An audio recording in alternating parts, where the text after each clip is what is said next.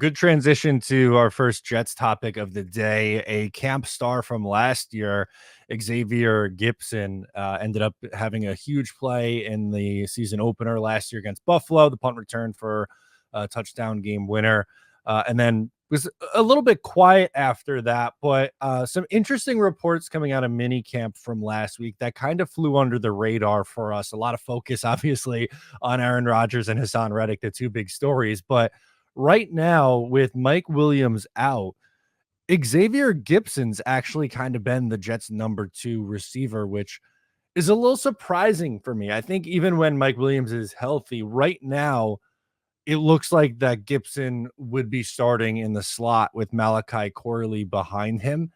And I guess in a way, I shouldn't be. I am surprised, but I probably shouldn't be at the same time because this organization, the Jets, have consistently within this regime, rather, uh, taken it very, very slowly with their rookies. Like, for instance, now this didn't last into the season, but Sauce Gardner at this time in his rookie year was in a competition, in air quotes, to be a starting corner.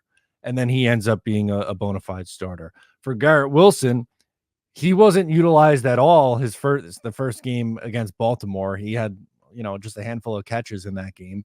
Really not much going on before his big breakout game against Cleveland. And I'm wondering if the Jets' plan is something similar with Corley, where they kind of really have to see him in training camp in the preseason and see him prove it before they have him jump an already established player, if you will, on the roster. And I think that makes sense. You wouldn't necessarily expect it to be that way based on the excitement level of Joe Douglas and Robert Saleh after drafting Malachi Corley. Of course, they revealed their text messages, Corley no matter what. So you would think that there's a lot of excitement there and he would immediately get on the field. But I do think it's smart for any NFL team to determine that every single rookie has to earn their spot and earn their playing time. And Corley's no different. And also with Malachi Corley, there's an element of he's not your traditional wide receiver. He's not your traditional playmaker. He is very much going to be a gadget player, most likely early on in his career, and then eventually, hopefully, develop into a full-time starter. So the Jets are probably thinking, we have a player who can just play wide receiver with Xavier Gipson. Let's go ahead and develop Malachi Corley during training camp and see where he fits and how he's going to fit into the game plan and structure of the offense. That's probably what it is to me, I would assume. With Corley, again, you just don't know exactly what his role is going to be just yet. So you can't really take away snaps from other players during 7-on-7 drills when they're just playing the normal role of running the wide receiver route. So I think that would be my takeaway here, is that the Jets still want to take their time figuring out and piecing together what Malachi Corley's role is going to be in the offense. Yeah, it's a really good point. And I think, something we've talked about with Malachi Corley ever since the Jets drafted him is his yards after the catch ability and how physical of a runner he is. And that's very hard to show in 7-on-7 without pads, too. So, and not necessarily that he's going to be like running guys over in training camp practices, but I just feel like his game doesn't necessarily translate as well as compared to like Garrett Wilson, who just seemingly gets open at will.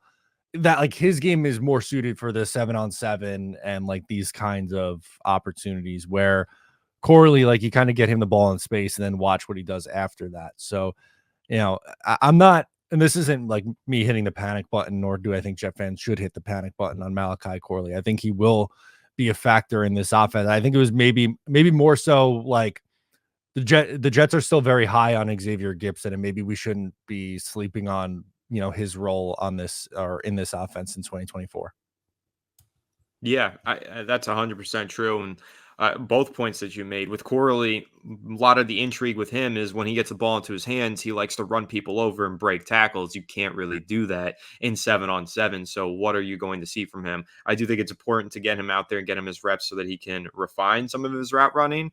But like you said, maybe the Jets just look at Xavier Gipson rather highly and think that he's going to be a contributor for their team. Obviously, on special teams, the kick return or punt return last year in week 1 was his main heroic moment, but maybe they feel like there's more talent to be unlocked there as a wide receiver and on the offensive side of the ball. So continuing to develop that and hone in on those skills is definitely important for UDFA, who showed some intrigue last season and could be in store for a little bit of a developmental jump here in year 2.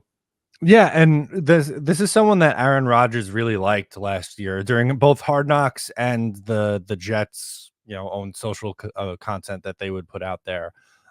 He spoke very highly on both Xavier Gipson and Jason Brownlee, two guys last year who were UDFA's. But for Gibson in particular, Randall Cobb kind of took him under his wing last year, and we know how much Randall Cobb means to Aaron Rodgers and the relationship that they have and how close they are. Like Aaron Rodgers is the godfather of one of Randall's kids. So, if Randall Cobb saw something in Xavier Gipson and maybe like the Jets or Rodgers view Gibson as like a poor man's version of, let's say, what Randall Cobb was at his best, like I don't know, there's a role for that in this offense.